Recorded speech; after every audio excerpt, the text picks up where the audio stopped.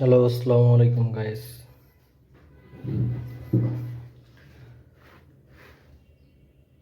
তো যারা তৃতীয় চতুর্থ শ্রেণীর চাকরি প্রত্যাশী, তো সকলের জন্য একটা সুখবর। 2020 থেকে 2025 সাল পর্যন্ত যতগুলা সার্কুলার না আসছে, এই 2026 সালে তার থেকে বেশি পরিমাণ সার্কুলার হইতেছে। তো যারা মূলত চাকরি নেওয়ার জন্য পরিশ্রম করতেছেন তাদের জন্য এটা একটা বড় সুযোগ, যে কোনো একটা চাকরি নিজের আয়ত্তে আনার।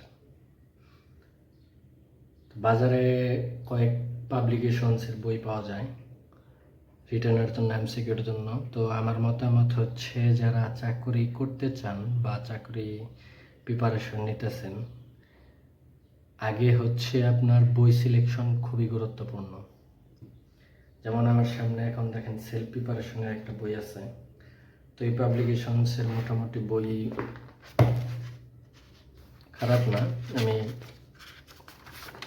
এটার উপর রিসার্চ করছি। তো এদের ইংলিশ, যেটা ইংরেজির জন্য আর কি, তো এদের বইগুলো মোটামুটি গোছানো। আপনি চাইলে আপনার মন মতো যে কোনো পাবলিকেশনসের বই নিতে পারেন, তবে চেষ্টা করবেন যে কোনো এক সেট বই নিয়ে সম্পূর্ণ বইটা সুন্দর মতো শেষ করার জন্য। তাহলে মোটামুটি আপনি আশা করা যায় যে একটা চাকরি খুব সহজেই পেয়ে যাবেন। আর এই বই থেকে ধরেন এক টপিক, অন্য বই থেকে আরেক টপিক, এইভাবে পড়লে হয় কি, দেখা যাবে যে আপনার প্রিপারেশনে যথেষ্ট পরিমাণে ঘাটতি থেকে যাবে। তো আশা করব গোছানো একটা প্রিপারেশন নেওয়ার জন্য আপনারা যে কোনো একটা পাবলিকেশনসের এক সেট বই নেবেন। আর সব থেকে বড় যে বিষয়টা, সেটা হচ্ছে আপনার কনসিস্টেন্সি। আপনি যদি নিয়মিত পড়াশোনা করেন, ধরেন আজকে 24 ঘন্টা পড়লেন, কালকে 1 ঘন্টাও না, মানে মোট কথা হচ্ছে 7 দিন খুব পড়াশোনা করলেন, আবার 15 দিন আপনার কোনো খোঁজ নেই, তাহলে হবে না চাকরি।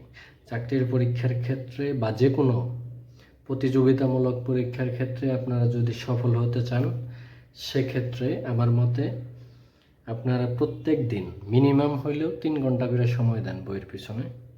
তো আশা করব যে সফল হবেন। আর সবার জন্য শুভকামনা। 2026 সাল সবার জন্য একটা বড় সুযোগ।